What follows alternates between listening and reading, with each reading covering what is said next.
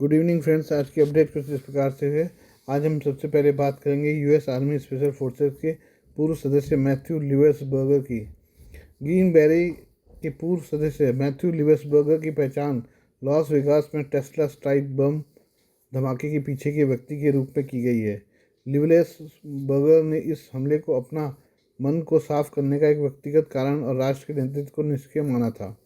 उसका मानना था कि राष्ट्र पतन की कगार पर है। बता दें कि लास वेगास में 1 जनवरी को ट्रंप इंटरनेशनल होटल के बाहर साइबर ट्रक में विस्फोट हुआ था। ट्रक को लिवेसबर्गर ने किराए पर लिया था। साइबर ट्रक में मिले जले हुए मोबाइल में लिवेसबर्गर के 2 डिजिटल नोट मिले हैं। एनडीटीवी की एक रिपोर्ट के मुताबिक इन नोटों से बम धमाके और बाद में गोली मारकर अपनी जान लेने के लिवेसबर्गर के मकसद के बारे में पता चलता है। लास वेगास पुलिस के अनुसार लिवेसबर्गर ने नोट्स ऐप में लिखा, यह कोई आतंकवादी हमला नहीं था, यह एक चेतावनी थी। न्यूयॉर्क पोस्ट की रिपोर्ट के अनुसार लिवेसबर्गर लिखता है, मुझे अपने मन से उन भाइयों की यादें मिटाने की जरूरत थी जिन्हें मैंने खो दिया है। मुझे उन लोगों के बोझ से मुक्ति चाहिए थी जिनकी मैंने जान नहीं दी थी। इस धमाके के कारण 7 लोग घायल हो गए थे और लिवेसबर्गर का शव इतना जल गया था कि उसकी पहचान नहीं हो पा रही थी। बाद में वाहन में मिले उसके पासपोर्ट और सैन्य आईडी से उसकी पहचान हुई। पोस्ट ट्रॉमेटिक स्ट्रेस डिसऑर्डर से जूझ रहा था धमाके करने वाला। रिपोर्ट के मुताबिक लिवेसबर्गर ने 2017 और 2018 में अफगानिस्तान में सेवा दी थी और उसे देशभक्त और डोनाल्ड ट्रंप के समर्थन के लिए जाना जाता था। कहा जा रहा है कि Livesberger post traumatic stress disorder PTSD से पीड़ित रहा होगा और अन्य व्यक्तिगत परेशानियों से जूझ रहा होगा। एफबीआई के विशेष एजेंट स्पेंसर इवांस ने कहा कि यह युद्ध के दिग्गज की आत्महत्या का दुखद मामला लगता है जो पीएडीटी और अन्य मुद्दों से जूझ रहा था। जांचकर्ताओं की ओर से बरामद किए गए दूसरे पत्र में लिवेसबर्गर ने अपने साथी सैनिकों, दिग्गजों और नागरिकों से अमेरिकी समाज के पतन के खिलाफ कार्रवाई करने का आग्रह किया। पत्र में लिखा था, हमारा नेतृत्व कमजोर और बेकार लीडरशिप की ओर से किया जा रहा है जो केवल खुद को समृद्ध बनाने के लिए काम करता है। हम अमेरिका हैं, लोगों के लिए अब तक का सबसे अच्छा देश, लेकिन अभी हम गंभीर रूप से बीमार हैं और पतन की ओर बढ़ रहे हैं। कथित तौर पर लिवेसबर्गर पत्नी के साथ बहस के बाद क्रिसमस के अगले दिन कोलोराडो स्प्रिंग्स में अपने घर से निकल गया था। उसने एक कार शेयरिंग ऐप के माध्यम से एक टेस्ला साइबर ट्रक किराए पर लिया था और लॉस वेगास के लिए निकल पड़ा था। पुलिस की ओर से प्राप्त निगरानी फुटेज में दिखाया गया है कि लिवेसबर्गर लॉस वेगास के रास्ते में कई चार्जिंग स्टेशनों पर रुका था।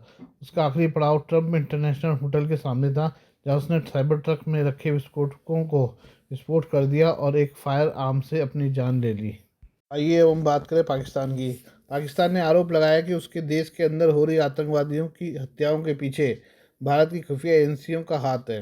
पाकिस्तान के विदेश मंत्रालय ने गुरुवार को भारत की खुफिया एजेंसी रॉ को लेकर चिंता जाहिर की थी। इस्लामाबाद में पाकिस्तान की मुमताज़ जहरा बलोच ने आरोप लगाया कि भारत का हत्याओं और अपहरण का अभियान पाकिस्तान के बाहर तक फैल गया है। आखिर पाकिस्तान भारत की खुफिया एजेंसी के नाम से इतना क्यों काँप रहा है कि उसे सार्वजनिक रूप से बयान देना पड़ रहा है। पाकिस्तान का ताज़ा बयान अमेरिकी अखबार वाशिंगटन पोस्ट की एक रिपोर्ट के बाद आया है, जिसमें दावा किया गया कि भारत की खुफिया agency research and analysis wing ने एक गुप्त अभियान चलाया था, जिसके बाद पाकिस्तान में एक के बाद एक आतंकियों की निशाना बनाकर हत्या की गई। रिपोर्ट में यह भी कहा गया कि दूसरे देश में घुसकर इन कार्रवाइयों को भारत के प्रधानमंत्री नरेंद्र मोदी का समर्थन है। सबसे चौंकाने वाली हत्या सरफराज तांबा की थी, जिसे अप्रैल 2023 में लाहौर शहर के अंदर मोटरसाइकिल पर सवार बंदूकधारियों ने गोली मार दी थी। सरफराज साल 2011 में एक भारतीय खुफिया अधिकारी की हत्या में शामिल था। पाकिस्तानी अधिकारियों ने इस हत्या में भारत के शामिल होने का आरोप लगाया था। पाकिस्तानी अधिकारियों का कहना है कि तांबा की हत्या व्यापक हत्याओं की श्रृंखला का एक हिस्सा था, जो 2021 में बढ़ना शुरू हुआ। रिपोर्ट में दावा किया कि रॉ ने इसके लिए एक दुबई में एक नेटवर्क तैयार किया था। पाकिस्तानी और पश्चिमी अधिकारियों के हवाले से दावा किया गया कि दुबई से रॉ के एजेंट पाकिस्तान में स्थानीय अपराधियों या अफगान नागरिकों से संपर्क करते हैं, उन्हें टारगेट के बारे में बताया जाता है। वॉशिंगटन पोस्ट के दावे के अनुसार भारतीय एजेंट क्षेत्रीय नेटवर्क के माध्यम से जुटाई गई खुफिया जानकारी के आधार पर इन गुर्गों को निर्देश देते हैं। रिपोर्ट में यह भी दावा किया गया कि पश्चिमी देशों में भारत विरोधियों के खिलाफ इस्तेमाल की जाने वाली रणनीति को पाकिस्तान में ही विकसित किया गया था। हालांकि भारत ने हमेशा से ऐसी किसी भी गतिविधि में शामिल होने से इनकार किया है।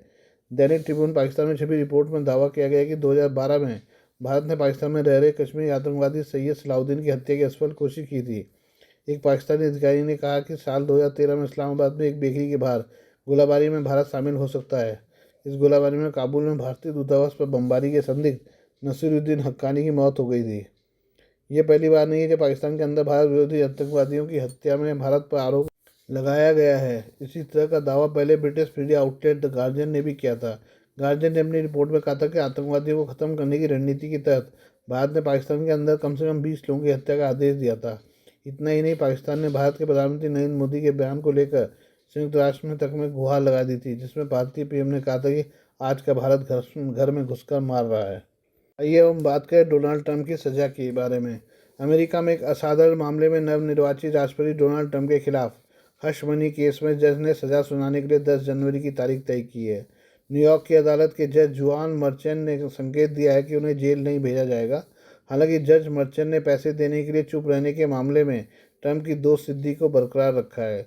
इससे एक बात तय हो गई कि ट्रंप अमेरिका के ऐसे पहले राष्ट्रपति होंगे जो दोस्त सिद्ध अपराधी होंगे। जज मर्चेंट 10 जनवरी को सजा सुनाए जाने की तारीख तय की, लेकिन संकेत दिया कि मामला मूल रूप से खत्म हो चुका है। यह सुनवाई ट्रंप के दूसरे कार्यकाल के लिए शपथ लेने से 10 दिन पहले होगी। उन्होंने कहा कि सत्ता परिवर्तन में अपने कर्तव्यों के चलते डोनाल्ड ट्रंप 10 जनवरी की अदालती कार्रवाई में दूर से भाग ले सकते हैं। डोनाल्ड ट्रंप की सजा की तारीख पहले 11 जुलाई 2023 को तय की गई थी, लेकिन उनके वकीलों के अनुरोध पर कार्रवाई 2 बार स्थगित की गई है। अतः राष्ट्रपति चुनाव के बाद नवंबर में अंत में तारीख तय की गई। फिर ट्रंप चुनाव जीत गए और मर्चेंट ने कार्रवाई को रोक दिया ताकि वे इस बात पर विचार कर सके कि क्या करना है। जब तक जज सजा की घोषणा नहीं कर देते तब तक इस बारे में कुछ कहा नहीं जा सकता। हालांकि उन्होंने कहा है कि कानून के अनुसार उन्हें अभियोजकों और ट्रंप को अपनी बात करने का मौका देना होगा। आरोपों में जुर्माना से लेकर 4 तक की जेल की सज़ा हो सकती है, लेकिन जज ने शुक्रवार को लिखा कि सबसे व्यवहार्य विकल्प ये वह है जिसे बिना शर्त डिस्चार्ज कहा जाता है। ये जेल, जुर्माना या प्रोबेशन के बिना मामले को समाप्त कर देता है, लेकिन बिना शर्त डिस्चार्ज से अभियुक्त की दोष सिद्धि किताबों में दर्ज हो जाती है। आइए अब हम बात करें फिर से चीन के बारे में। चीन में एक बार फिर कोरोना वायरस के जैसा ही एक और वायरस खतरा बनता दिख रहा है। हाल ही के दिनों में चीन से जो वायरल वीडियो सामने आए हैं उसमें अस्पतालों के बाहर ज़बरदस्त भीड़ लगे देखा जा सकता है। इससे जुड़ी रिपोर्ट्स में दावा किया है कि चीन में इस वक्त संक्रमण फैलने की असल वजह ह्यूमन मेटान्यूमो वायरस HMPV है। एक रिपोर्ट में हांगकांग के अखबार हांगकांग AFP ने दावा किया है कि चीन में यह वायरस तेज़ी से फैला है और लोगों में बड़े स्तर पर सांस से जुड़ी समस्याएं दर्ज की जा रही हैं। हालांकि फ़िलहाल हांगकांग में इस वायरस से जुड़े मामले कम हैं।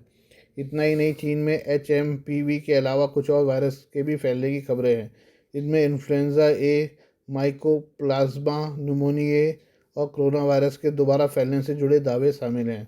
इसके अलावा कुछ अप्रत्यक्ष दावे हैं कि चीन ने स्थिति की गंभीरता को देखते हुए आपातकाल लगा दिया है। खासकर HMPV वायरस, जिसके लक्षण कोरोना वायरस संक्रमण के जैसे ही हैं, को लेकर स्वास्थ्य अधिकारियों में निगरानी बढ़ा दी है। क्या है human metapneumovirus HMPV? Human metapneumovirus, जिसे HMPV के छोटे नाम से भी जाना जाता है, इंसानों की स्वास्थ्य प्रक्रिया पर प्रभाव डालने वाला वायरस है। इसकी पहली बार पहचान 2001 में हो गई थी। तब नीदरलैंड के वैज्ञानिकों ने इसका पता लगाया था। यह पैरामाइक्सोविरिडे परिवार का वायरस है। श्वसन संबंधी अन्य वायरस की तरह यह भी संक्रमित लोगों के खांसने छींकने के दौरान उनके करीब रहने से फैलता है। कुछ स्टडीज़ में दावा किया है कि यह वायरस पिछले 6 दशकों से दुनिया में मौजूद है। HMPV का किस पर और कितना असर? यह मुख्य तौर पर बच्चों पर असर डालता है, हालांकि कमज़ोर प्रतिरोधक क्षमता वाले लोगों और बुजुर्गों पर भी इसका प्रभाव दर्ज किया गया है। इस वायरस की वजह से लोगों को सर्दी, खांसी, बुखार, कफ की शिकायत हो सकती है। ज़्यादा गंभीर मामलों में गला, श्वास नली के जाम होने से लोगों के मुंह से सीटी जैसी खड़खड़ाहट भी सुनाई जा सकती है। कुछ और गंभीर स्थिति में इस वायरस की वजह से लोगों को ब्रोंकियोलाइटिस, फेफड़ों में ऑक्सीजन ले जाने वाली नली में सूजन और निमोनिया, फेफड़ों में पानी भर जाना की स्थिति पैदा हो सकती है। इसके चलते संक्रमितों को अस्पतालों में भर्ती होने की जरूरत पड़ सकती है। चूँकि इसके लक्षण कोरोना वायरस संक्रमण और आम फ्लू से मिलते जुलते हैं, इसलिए इन दोनों में अंतर बता पाना मुश्किल है। हालांकि जहां कोरोना वायरस की महामारी हर सीजन में फैली थी, वहीं HMPV अब तक मुख्यतः मौसमी संक्रमण ही माना जा रहा है। हालांकि कई जगहों पर इसकी मौजूदगी पूरे साल भी दर्ज की गई है। कोरोना के इतर इस वायरस के कारण ऊपरी और निचले दोनों श्वसन पथ में संक्रमण का खतरा हो सकता है। सामान्य मामलों में इस वायरस का असर 3 से 5 दिन तक रहता है। वैक्सीन और उपचार के क्या तरीके हैं? मौजूदा समय में ह्यूमन मेटान्यूमो वायरस से बचाव के लिए कोई टीका वैक्सीन मौजूद नहीं है। इसके अलावा एंटीवायरल दवाइयों का प्रयोग इस पर असर नहीं डालता।